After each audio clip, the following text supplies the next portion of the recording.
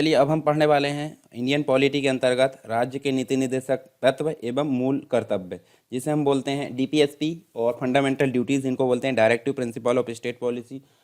बात करें directive principle of state policy की, तो यहाँ पर संविधान निर्माताओं को पता था कि स्वतंत्र भारत को जो है अनेक चुनौतियों का सामना करना पड़ेगा। इसमें जो है सभी नागरिकों में समानता लाना और सबका कल्याण करना सबसे बड़ी चुनौती थी। उन लोगों ने यह सोचा कि इन समस्याओं को हल करने के लिए कुछ नीतिगत निर्देश जारी करने चाहिए, ठीक है। लेकिन इसके साथ ही वे इन नीतियों को जो भविष्य की सरकार है उसके लिए बाध्यकारी नहीं बनाना चाहते थे। संविधान में जो है कुछ नीति निर्देशक तत्वों का समावेश किया गया है, लेकिन उन्हें न्यायालय के माध्यम से लागू करवाने की व्यवस्था बिल्कुल नहीं की गई है। इसका अर्थ क्या है कि यदि सरकार किसी निर्देश को लागू नहीं करती है तो हम जो है न्यायालय में जाकर यह मांग नहीं कर सकते कि उसे लागू कराने के लिए न्यायालय सरकार को आदेश दे। जैसे कि फंडामेंटल राइट में हमने देखा बाध्य योग थे, परंतु ये बाध्य योग नहीं होंगे, इसलिए कहा जाता है कि नीति निर्देशक तत्व जो है बाध्य योग नहीं है।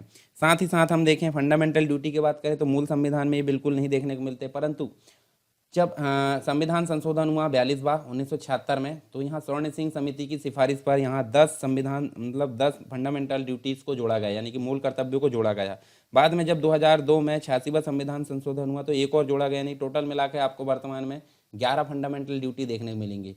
और भारतीय संविधान के निर्माताओं ने जो है नागरिकों के सार्वभौमिक विकास के लिए अधिकारों की एक विस्तृत व्यवस्था का निर्माण किया है, तो आपको पता होगा। इसी के साथ उन्होंने भविष्य जो भारत सरकार है उसको सरकारों के कार्यक्रमों की एक रूपरेखा प्रस्तुत की है, जिन्हें अपनाकर भारत के लोक कल्याणकारी राज्य की स्थापना के सपने को स्वीकार किया जा सके, ठीक है, साकार किया जा सके। ये सारी चीज़ हमको देखने को मिलती है। तो चलिए पहले बात कर लेते हैं नीति निर्देशक तत्वों का जो अर्थ है और स्वरूप है उसके बारे में। तो आपको पता होगा भाग 4 में अनुच्छेद नंबर 36 से लेकर 51 तक इनकी व्यवस्था की गई है नीति निर्देशक तत्वों की। और यहाँ जो भावी सरकार है और उसकी नीतियों को निर्धारण करने संबंधी दिशा निर्देश दिए गए हैं। कोई वैधानिक अधिकार बिल्कुल नहीं देखने को मिलता, यानी कि न्यायालय के द्वारा जो इसको जरूरी रूप से जो लागू नहीं किया जा सकता। और नीति निर्देशक तत्व एक दीप स्तंभ का कार्य करते हैं, राजनीतिक लोकतंत्र की आधारशिला है, सामाजिक और आर्थिक लोकतंत्र की स्थापना करते हैं और ये लोक कल्याणकारी जो राज्य है उसकी स्थापना की जा सके, इस प्रकार से यहाँ पर प्रयास किया जाता है, ठीक है। यहाँ पे नीति निर्देशक तत्वों के बारे में कुछ विचार प्रस्तुत किए गए हैं। जैसे हम पहले बात करें, देखिए डॉक्टर राजेंद्र प्रसाद की, तो इन्होंने इसको जो है जनता मतलब इन सिद्धांतों का उद्देश्य जो है जनता के कल्याण को प्रोत्साहित करने वाली सामाजिक व्यवस्था का निर्माण करना, इसका मुख्य उद्देश्य इन्होंने कहा है।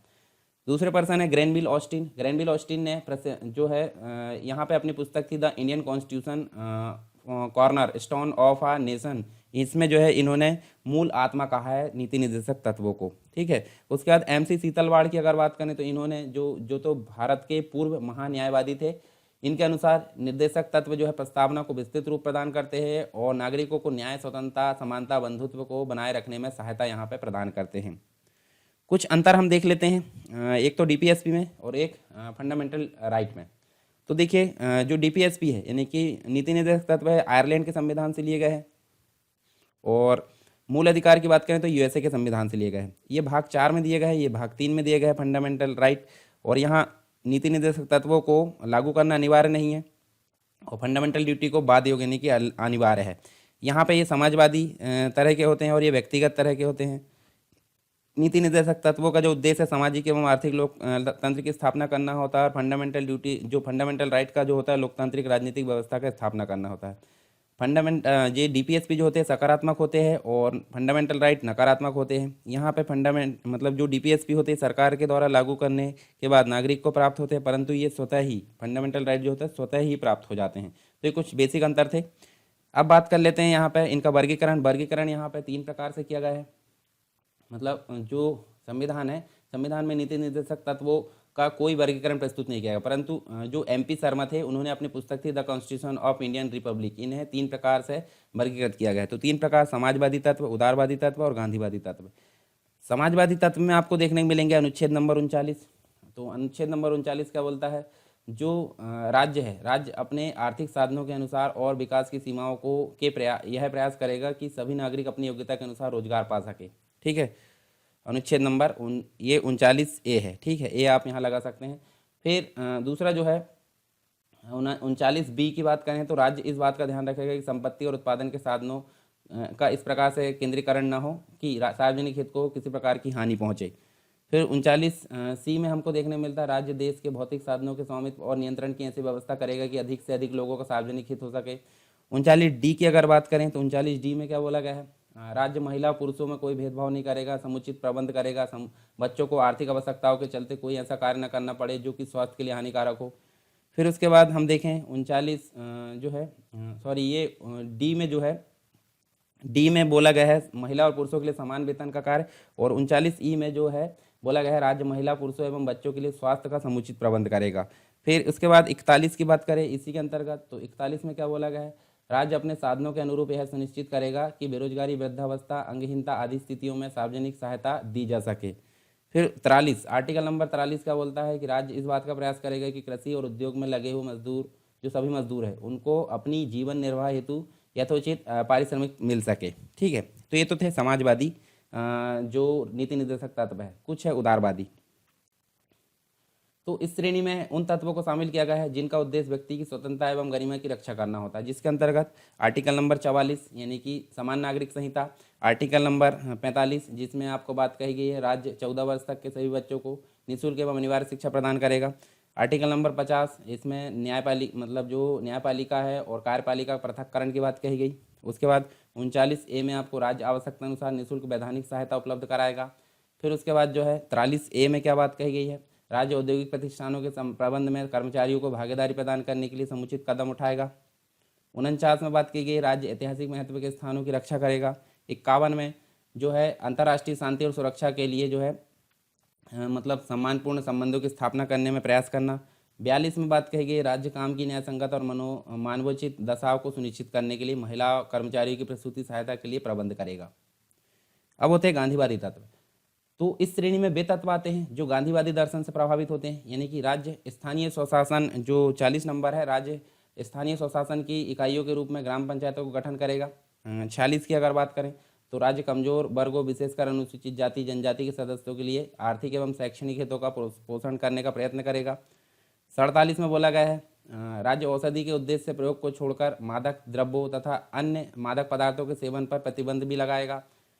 43 में बोला गया है राज्य ग्रामीण कुटीर उद्योगों की स्थापना करेगा। और 48 में बोला गया है राज्य गाय भैंस अन्य दुधारू पशुओं के वध करने से रोकने के लिए विधि का निर्माण करेगा। ठीक है, तो ये है वर्गीकरण। ठीक है, 3 प्रकार से यहाँ वर्गीकृत किया गया है, हालांकि संविधान में देखने को नहीं मिलता, फिर भी यहाँ हमको देखने को मिलता है। कुछ यहाँ पे हमको देखे संस्तुति भी दी गई है, तो ये तो हमने देख लिया, उसके बाद आलोचना भी इनकी की गई है, परंतु हमको ये ज़्यादा ध्यान में नहीं देना है। मूल कर्तव्य, मूल कर्तव्य आप बेसिक रूप से जान लीजिए, मूल संविधान में नहीं थे, इनको बाद में संशोधन के तहत जोड़ा गया। भाग 4 का में अनुच्छेद नंबर 51 का में 42वें संविधान संशोधन हुआ 1976 में 10 जोड़े गए स्वर्ण सिंह समिति की सिफारिश पर, और 86वां संविधान संशोधन हुआ 2002 में, उसमें 1 जोड़ा गया। टोटल मिलाकर 11 अभी वर्तमान में देखने को मिलते हैं। चलिए देख लेते हैं कौन कौन से हैं, फिर उसके बाद हम जो है क्वेश्चंस की बात करेंगे। पहला जो है संविधान का पालन करना, राष्ट्रीय आंदोलन को प्रेरित करने वाले जो उच्च आदर्श उनको संजोए रखना, भारत की संप्रभुता, एकता और अखंडता की रक्षा करना, देश की रक्षा और के लिए आह्वान किए जाने पर प्रेरित होना, मतलब निकलकर सामने आना, धर्म और भाषा और प्रदेश वर्ग पर जो है आधारित सभी भेदभाव को दूर करना और स्त्रियों का सम्मान करना, हमारी सामाजिक संस्कृति की गौरवशाली परंपरा को समझे और उनका परीक्षण करे, प्राकृतिक पर्यावरण की रक्षा करना, व्यक्तिगत दृष्टिकोण, मानवतावाद और ज्ञान अर्जन करने के लिए सुधार की भावना यहाँ विकास करना, सार्वजनिक संपत्ति को जो है सुरक्षित रखने के लिए और हिंसा से दूर रहे, और इसके अलावा व्यक्तिगत और सामूहिक गतिविधियों के सभी क्षेत्रों में उत्कर्ष की ओर बढ़ने का सतत प्रयास करना। सभी माता पिता या संरक्षक है 6 वर्ष से 14 वर्ष तक की आयु अपने जो है यथास्थिति बालक या प्रतिपाल्य के लिए शिक्षा के अवसर प्रदान करे। तो ये टोटल 11 यहाँ पे मूल अधिकार, मतलब जो फंडामेंटल ड्यूटी है यानी कि मूल कर्तव्य देखने को मिलते हैं व्यक्ति के, तो इनको हमने यहाँ पे देखें। इसके अलावा मूल कर्तव्य की कुछ विशेषताएं हैं। तो देखिए मूल कर्तव्य जो होते हैं जैसे अगर देखें तो कुछ कर्तव्य नैतिक होते हैं तो कुछ नागरिक होते हैं। जैसे कि नैतिक की अगर बात करें तो राष्ट्रीय ध्वज एवं राष्ट्रगान का आदर करना, ये जो है नागरिक कर्तव्य है, ये नागरिक कर्तव्य है। ठीक है, और जबकि स्वतंत्रता संग्राम के उच्च आदर्शों का सम्मान करना ये नैतिक कर्तव्य है। और इसके अलावा देखें तो ये मूल्य जो है भारतीय परंपरा, पौराणिक कथा, धर्म एवं जीवन पद्धति से संबंधित होते हैं, केवल नागरिकों के लिए होते हैं, ना कि विदेशियों के लिए, और कोई कानूनी संस्तुति यहाँ पे नहीं दी गई है। ठीक है, मतलब संसद उपयुक्त विधान बनाकर जो है इनका पालन कर सकती है, परंतु ऐसा वाद योग नहीं हो सकते है। महत्व भी है, यानी कि ये चेतावनी की तरह काम करते हैं, कर्तव्य की जानकारी मिलती है, प्रेरणा स्रोत होते हैं, संवैधानिक वैधता एवं परीक्षण में काम करते हैं। तो कुछ बेसिक चीज़ें थी हमारी डीपीएसपी और फंडामेंटल ड्यूटी से संबंधित। अब यहाँ ये सारी चीज़ें हमारी यहाँ ओवरव्यू कंप्लीट हो चुका है।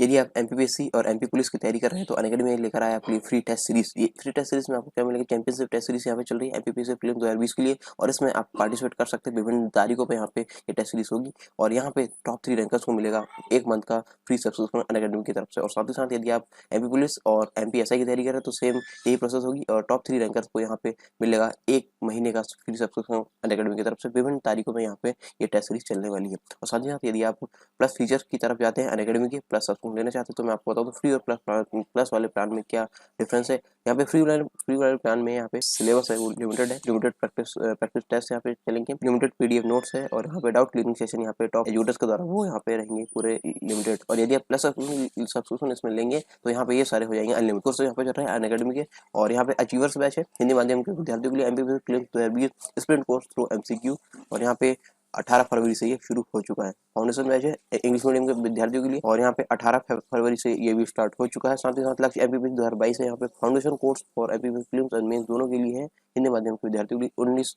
फरवरी से ये स्टार्ट हो चुका है। यहाँ पे आपको मौका मिलेगा इंडिया के बेस्ट एजुकेटर से इंटरेक्ट करने का। और 1 मार्च से ये जो फॉर्म स्लैब है 10% से 5% होने वाली है, तो 1 मार्च से पहले आप अपना सब्सक्रिप्शन सुनिश्चित कर लें। और सब्सक्रिप्शन लेते टाइम यहाँ पे सरकार टाइम प्रोमो कोड जरूर डालें। सरकार टाइम प्रोमो कोड डालने के बाद यहाँ पे 10% तक का आप डिस्काउंट यहाँ पे ले सकते हैं। तो देर किस बात की, लेट्स क्रैक इट। बात करते हैं आप अभ्यास प्रश्नों की। अभ्यास प्रश्न कुछ विगत वर्षों में पूछे गए आईएएस पीसीएस में, और कुछ मॉडल क्वेश्चन आंसर जो कि आपके आने वाले भविष्य में एग्जाम है उसके लिए काफ़ी लाभदायक होंगे। ठीक है, पहला क्वेश्चन देखने को मिलता है यहाँ पे, राज्य के नीति निर्देशक सिद्धांतों को भारतीय संविधान में शामिल किए जाने का उद्देश्य क्या है। तो देखिए, राजनीतिक प्रजातंत्र को स्थापित करना ये गलत है, सामाजिक प्रजातंत्र को स्थापित करना ये भी गलत है, गांधीवादी प्रजातंत्र को स्थापित करना ये भी गलत है, सामाजिक और आर्थिक प्रजातंत्र को स्थापित करना डी नंबर का राइट आंसर है। राज्य नीति निर्देशक तत्व जो है, राजनीति निर्देशक सिद्धांत के निम्नलिखित अनुच्छेद में से कौन सा अंतर्राष्ट्रीय शांति सुरक्षा 51 आर्टिकल नंबर 51 ये बात कहता है। निम्नलिखित कथनों में से कौन सा जो है भारतीय नागरिक के मूल कर्तव्यों के विषय में सही है, और इसका सही उत्तर हमको बताना है। देखिए, इन कर्तव्यों को प्रवर्तित करने के लिए एक विधायी प्रक्रिया होती है, गलत। ये विधिक कर्तव्यों के साथ परस्पर संबंध, ये भी गलत, यानी कि डी नंबर का राइट आंसर है। और हम देख लेते हैं यहाँ पे, देखिए भाग 4 में 51 काम है, ये मूल कर्तव्य दिए गए हैं। 42वें संविधान संशोधन 1976 में इनको जोड़ा गया था। ठीक है, और ये देखिए नैतिक रूप से बाध्य है, परंतु कर्तव्य को प्रवर्तित करने के लिए कोई विधायी प्रक्रिया नहीं है और न्यायोचित भी नहीं है, अर्थात इनके उल्लंघन या पालन न होने पर कोई कानूनी कार्रवाई नहीं हो सकती। निम्नलिखित कथनों पर विचार करना और कौन सा सही है। तो देखिए, विधायिका के कृत्यों पर निबंधन करते हैं, गलत। नीति निर्देशक तत्व जो है क्या करते हैं, विधायिका के कृत्यों पर निबंधन करते, गलत है। कार्यपालिका कृत्यों पर निबंधन करती है, ये भी गलत है, यानी कि डी नंबर का राइट आंसर है।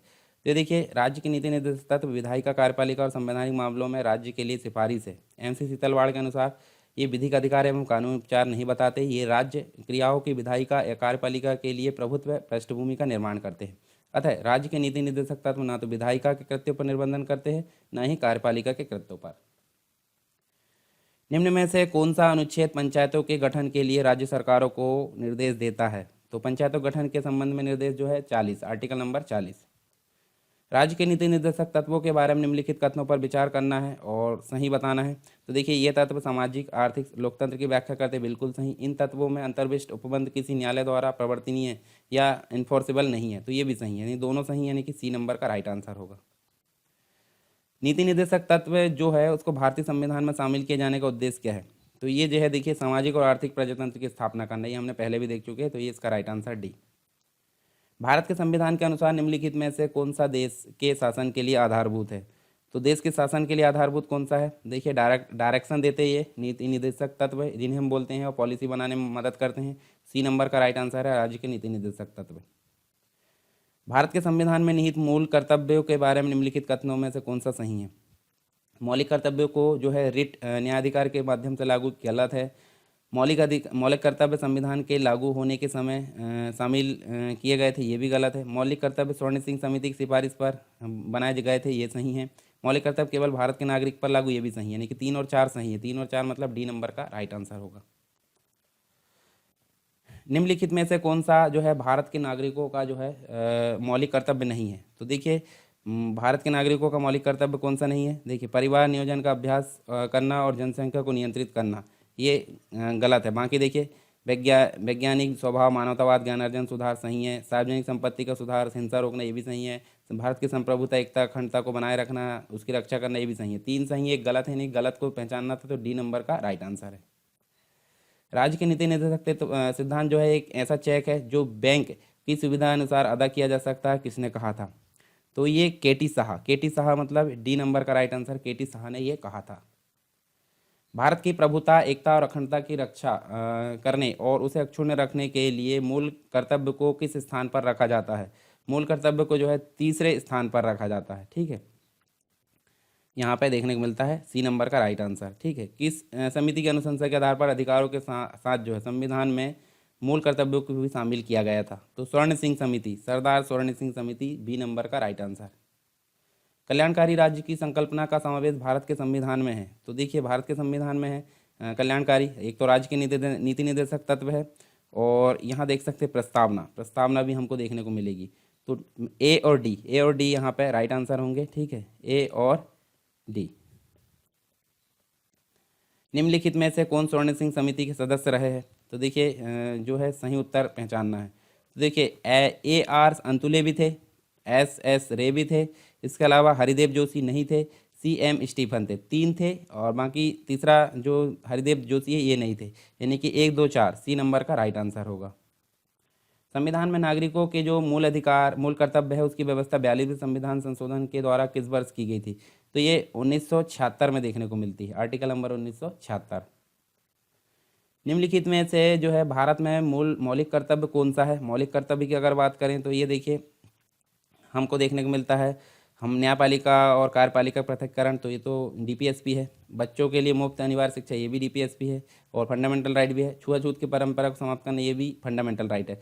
पर हमारी मिलीजुली संस्कृति की समृद्ध विरासत को रक्षा करना, ये सही है, ये मौलिक कर्तव्य है, बी नंबर का राइट आंसर होगा। भारतीय संविधान द्वारा प्रदत्त जो नागरिक के मूल कर्तव्यों में निम्नलिखित में से क्या है? तो मूल कर्तव्यों में से देखिए मिश्रित संस्कृति की समृद्ध विरासत की रक्षा करना सही है। सामाजिक अन्याय से कमजोर वर्गों की रक्षा करना, ये गलत है। वैज्ञानिक मनोदशा खोज, भावना के विकास, ये सारी चीज़ सही है। व्यक्तिगत और सामूहिक कार्यकलापों के सभी क्षेत्रों में उत्कृष्टता प्रयत्न करना, ये भी सही है। यानी कि दूसरा छोड़कर 1 3 4 सही है, तो 1 3 4 यानी कि सी नंबर का राइट आंसर होगा। भारत की प्रभुता, एकता और अखंडता की रक्षा करे और उसे अक्षुण्ण रखे, यह उपबंध किस में किया गया है? तो ये जो है मूल कर्तव्य, जैसे कि हमने अभी बात किए थे, डी नंबर का राइट आंसर होगा। भारतीय संविधान के अंतर्गत निम्नलिखित में से कौन सा मूल कर्तव्य नहीं है? तो देखिए यहाँ पे जो है वैज्ञानिक प्रवृत्ति विकसित करना है, वैज्ञानिक संपत्ति की रक्षा करना ये भी, सार्वजनिक संपत्ति की रक्षा करना ये भी है, संविधान के प्रति निष्ठावान रहना ये भी सही है, मतलब लोक चुनाव में मतदान करना ये गलत है। ठीक है, तो ये मूल कर्तव्य नहीं है, इसलिए ए नंबर का राइट आंसर होगा।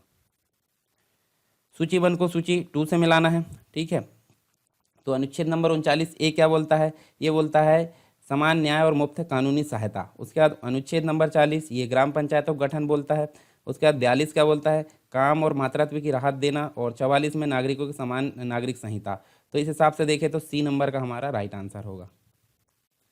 राज्य के नीति निर्देशक सिद्धांत जो है संविधान की अंतरात्मा है, जो संविधान के सामाजिक दर्शन को मूर्त रूप देती है। तो ये किसने कहा है? ग्रेनविल ऑस्टिन ने कहा है, ग्रेनविल ऑस्टिन, ए नंबर का राइट आंसर। फिर उसके बाद देखिए निम्नलिखित में से कौन एक मौलिक अधिकार नीति निर्देशक सिद्धांतों के बीच अंतर है? तो यहाँ देखिए मौलिक अधिकार नकारात्मक निर्देश होते, जबकि निर्देशक जो है सकारात्मक होते, सही है। मौलिक अधिकार न्याय संगत होते हैं, सही है। निर्देशक सिद्धांत गैर न्याय संगत होते, ये भी सही है। मौलिक अधिकार संविधान आधार का आनंद लेते हैं, जबकि निर्देशक सम्मेलनों का पर आधारित होते हैं, ये गलत है। तो 1 और 2 सही है, यानी कि ए नंबर का राइट आंसर है। ठीक है, हालांकि राज्य की नीति निर्देशक तत्व जो है उसको किसी न्यायालय द्वारा बलपूर्वक लागू नहीं कराया जा सकता, लेकिन फिर भी वे महत्वपूर्ण होते हैं। ठीक है, क्योंकि ये जो होते हैं देश के प्रशासन के लिए काफ़ी मौलिक होते हैं, इसलिए महत्वपूर्ण होते हैं। ए नंबर का राइट आंसर। भारत के संविधान में जो है गांधीवादी सिद्धांतों को शामिल किया गया है। तो ये देखिए गांधीवादी सिद्धांतों को शामिल किया गया है। सामाजिक कमजोर वर्गों के विकास के लिए किए जाने वाले प्रयास, बिल्कुल सही। औषधि प्रयोजनों को छोड़कर नशीले मादक पदार्थों के लिए प्रतिबंध, ग्राम पंचायतों का गठन, उसके बाद ग्रामीण क्षेत्रों में कुटीर और लघु उद्योगों की स्थापना, सभी सही है, यानी कि डी नंबर का राइट आंसर है। जब मौलिक कर्तव्य को शामिल किया गया था तो उस समय कानून मंत्री कौन थे? तो ये HR गोखले थे। HR गोखले, मतलब ये बी नंबर का राइट आंसर होगा। निम्न में से कौन सी समिति मौलिक कर्तव्यों से संबंधित है? तो ये देखिए, जो है एक तो वर्मा समिति और दूसरी है स्वर्ण सिंह समिति। ए और बी दोनों यहाँ पे राइट आंसर डी। ठीक है। किस संविधान संशोधन अधिनियम द्वारा भारतीय संविधान में मौलिक कर्तव्यों को जोड़ा गया? तो ये 42वां संविधान संशोधन यहाँ देखने को मिलता है। वन्य जीव का संरक्षण भारत में निम्नलिखित में से किसके अंतर्गत आता है? ये आता है एक तो राज्य की नीति निर्देशक तत्वों के अंतर्गत, एक मौलिक कर्तव्य के अंतर्गत, यानी कि ए और सी दोनों यहाँ पे राइट आंसर है। भारत के संविधान का निम्नलिखित में से कौन सा अनुच्छेद पर्यावरण के संरक्षण और सुधार से संबंधित होता है? तो देखिए यहाँ पे जो आर्टिकल नंबर 48 है, 48 मतलब ये, और साथ में 51 भी यहाँ दोनों सम्मिलित होते हैं। ठीक है, आर्टिकल नंबर 48 और 51 दोनों। एक नागरिक के लिए मौलिक कर्तव्य में शामिल है। तो देखिए मौलिक कर्तव्य में क्या शामिल है? संविधान, राष्ट्रीय ध्वज और राष्ट्रगान का सम्मान, ये सही है। वैज्ञानिक स्वभाव को विकसित करना, ये भी सही है। सरकार का सम्मान, ये गलत है। वन्य जीवों की रक्षा करना, ये सही है। यानी कि 1, 2 और 4 सही है। 1, 2, 4 यानी कि सी नंबर, सॉरी, ये जो है ये दोनों तो एक से है, तो ये डी और सी दोनों में से कोई भी आंसर हो सकता है।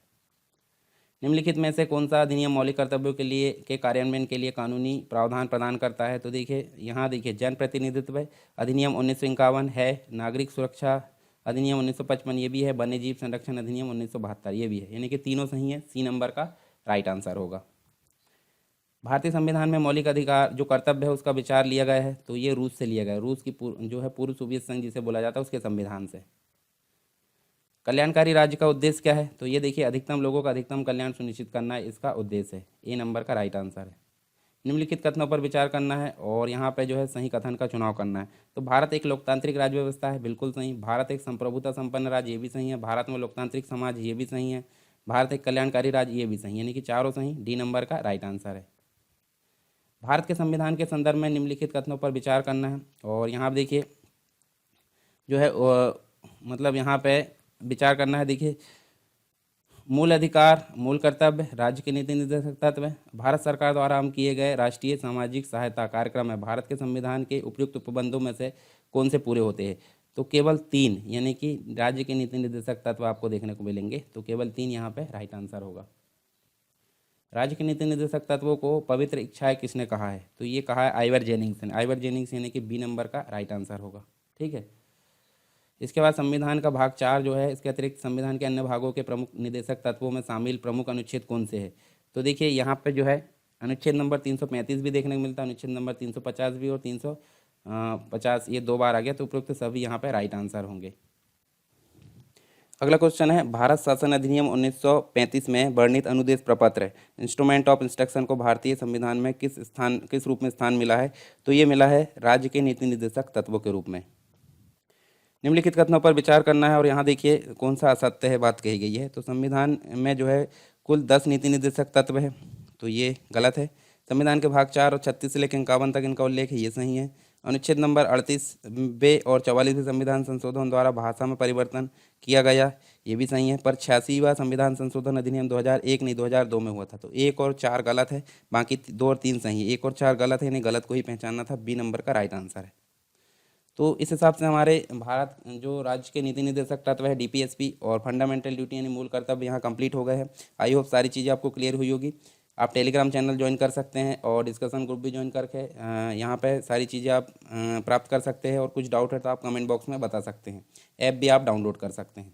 यदि आप एमपीपीएससी और एमपी पुलिस की तैयारी कर रहे हैं तो अनअकैडमी में लेकर आया अपनी फ्री टेस्ट सीरीज। ये फ्री टेस्ट सीरीज में आपको क्या मिलेगा? चैंपियनशिप टेस्ट सीरीज यहाँ पे चल रही है एमपीपीएससी प्रीलिम्स 2020 के लिए, और इसमें आप पार्टिसिपेट कर सकते हैं। विभिन्न तारीखों पे यहाँ पे ये टेस्ट सीरीज होगी और यहाँ पे टॉप 3 रैंकर्स को मिलेगा 1 मंथ का फ्री सब्सक्रिप्शन अनअकैडमी की तरफ से। और साथ ही साथ यदि आप एमपी पुलिस और एमपीएसआई की तैयारी कर रहे हैं तो सेम यही प्रोसेस होगी और टॉप 3 रैंकर्स को यहाँ पे मिलेगा 1 महीने का फ्री सब्सक्रिप्शन अनअकैडमी की तरफ से। विभिन्न तारीखों में यहाँ पे ये टेस्ट सीरीज चलने वाली है। और साथ ही साथ यदि आप प्लस फीचर्स की तरफ जाते हैं अनअकैडमी के प्लस डिस्काउंट लेना चाहते हैं तो मैं आपको बता दूं फ्री और प्लस वाले प्लान में क्या डिफरेंस है। यहाँ पे फ्री वाले प्लान में यहाँ पे सिलेबस है वो लिमिटेड है, लिमिटेड प्रैक्टिस टेस्ट यहाँ पे चलेंगे, लिमिटेड पीडीएफ नोट्स है और यहाँ पे डाउट क्लियरिंग सेशन यहाँ पे टॉप एजुकेटर्स के द्वारा वो यहाँ पे रहेंगे पूरे लिमिटेड। और यदि आप प्लस सब्सक्रिप्शन इसमें लेंगे तो यहाँ पे ये सारे हो जाएंगे अनलिमिटेड कोर्स यहाँ पे चल रहा है अनअकैडमी के। और यहाँ पे अचीवर्स बैच है हिंदी माध्यम के विद्यार्थियों के लिए MPPS prelims 2020 sprint course through MCQ. और यहाँ पे 18 फरवरी से ये शुरू हो चुका है। फाउंडेशन बैच है इंग्लिश मीडियम के विद्यार्थियों के लिए और यहाँ पे 18 फरवरी से ये भी स्टार्ट हो चुका है। साथ ही साथ लक्ष्य एमपीपीएस 2022 है यहाँ पे फाउंडेशन कोर्स और एमपीपीएस प्रीलिम्स और मेंस दोनों के लिए है हिंदी माध्यम के विद्यार्थियों के लिए 19 फरवरी से ये स्टार्ट हो चुका है। यहाँ पे आपको मौका मिलेगा इंडिया के बेस्ट एजुकेटर से इंटरेक्ट करने का। और एक माह से ये जो स्लैब है 10% से 5% होने वाली है, तो एक माह से पहले आप अपना सब्सक्रिप्शन सुनिश्चित कर लें। और सब्सक्रिप्शन लेते टाइम यहाँ पे सरकार टाइम प्रोमो कोड जरूर डालें। सरकार टाइम प्रोमो कोड डालने के बाद यहाँ पे 10% तक का आप डिस्काउंट यहाँ पे ले सकते हैं। तो देर किस बात की, लेट्स क्रैक इट।